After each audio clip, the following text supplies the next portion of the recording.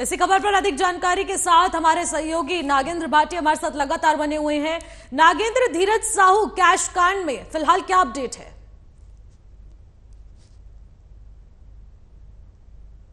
इतना कैश मिला है उसकी काउंटिंग चल रही है। 300 करोड़ से ज्यादा की काउंटिंग अभी तक हो चुकी है और ये किसी भी आईटी रेड में एक बार में मिला हुआ अब तक का सबसे ज्यादा कैश है।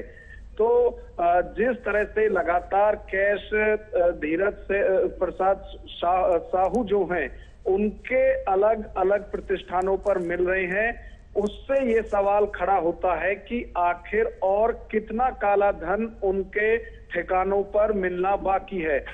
जो उनके और दूसरे ठिकाने हैं, ऑफिस हैं, उन पर लगातार आईटी की रेड लग रही है और जहां भी हाथ डाला जा रहा है वहीं से कैश निकल कर आ रहा है। तो अब इस पर राजनीति भी शुरू हो गई है।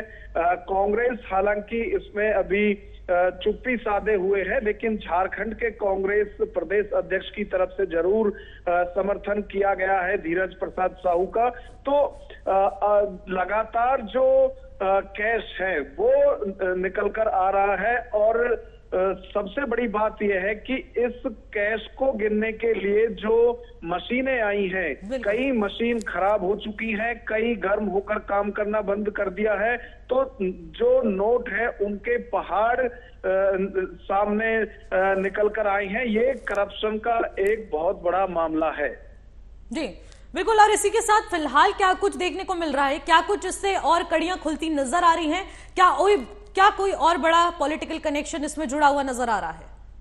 नागेंद्र, देखिए, धीरज प्रसाद साहू जो कि कांग्रेस के सांसद हैं, वो शराब के व्यापारी भी हैं। तो अब उससे ये इनकम है या कहीं कोई और उनके दूसरे धंधे भी हैं, वो सब जांच का विषय है। लेकिन फिलहाल जिस तरह से इतना कैश मिल रहा है और जिस भी ऑफिस में, जिस भी दफ्तर में उनके आईटी रेड के लिए जा रहे हैं, वहीं से कैश इस तरह से निकल कर आ रहा है। तो ये एक बहुत बड़ा सवाल खड़ा करता है और मजबूती देता है प्रधानमंत्री के उस कदम को जिसमें वो बार बार कहते हैं कि डिजिटल जो मनी है उसका ज्यादा से ज्यादा प्रयोग किया जाए। तो जब कैश लेन देन में ज्यादा होगा ही नहीं, तो इस तरह के जो करप्शन के मामले हैं वो एक लिमिट तक थम जाएंगे।